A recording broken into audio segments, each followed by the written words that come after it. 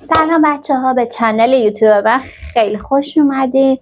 امروز میخواستم شما رو با خودم همراه کنم. امروز من 2 تا جوجمان دارم، 2 تا امتحان دارم. خیلی روز استرساییه برام. جوجمان برندینگ دارم، امتحان طراحی گرافیک دارم. خیلی هم استرس دارم. گفتم شما رو با خودم ببرم تو دانشگاه، عکس کارامون، یعنی فیلم ویدیو کارامون، چیزایی که تو دانشگاه هنر هست، از یک مراحل ارائه کارامو بهتون نشون بدم. اگر از این کارا خوشتون میاد با من همراه باشین تا بریم ببینیم چیه.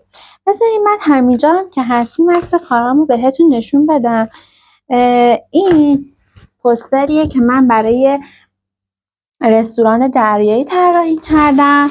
یکی دیگرش هم ست اداریه، مثل پاکردنامه، کارت ویزیت، یعنی همه ما این کارو کردیم. بعد دوباره این کاوره هست، از میره بیارم. لوگو طراحی کردم. من لوگومو به شکل فارسی و انگلیسی طراحی کردم. رنگ تجاریمو انتخاب کردم. چیز دیگه که دارم لباس. این لباس هم خودم کشیدم، یعنی با دست با پن توی فتوشاپ خودم طراحی کردم. همینطور که میبینید برای غذای دریایی بوده، لباس گارسونا اومدم از رنگ آبی انتخاب کردم و موج انداختم سراسین و پاچه‌هاش و اینا.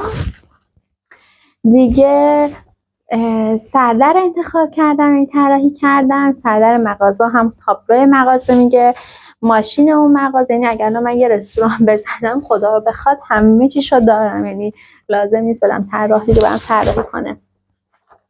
ست تبلیغاتی من طراحی کردم که ست تبلیغاتیم شامل لیوان و جاسویچیه. دیگه همین. بریم ببینیم چه اتفاقی میفته. اتفاقا من یه جمله دیگه هم دارم که اون آنلاین برگزار میشه ولی امتحانش حضوری بوده، گرافیک متحرک، که باید همین پوسترها رو به شکل متحرک در میآوردیم، لوگوی متحرک. اونا هم اگه دوست داشتین بهم بگین تا براتون بذارم. با من همراه باش ببینید. توی دنیا هر کسی یه شکلی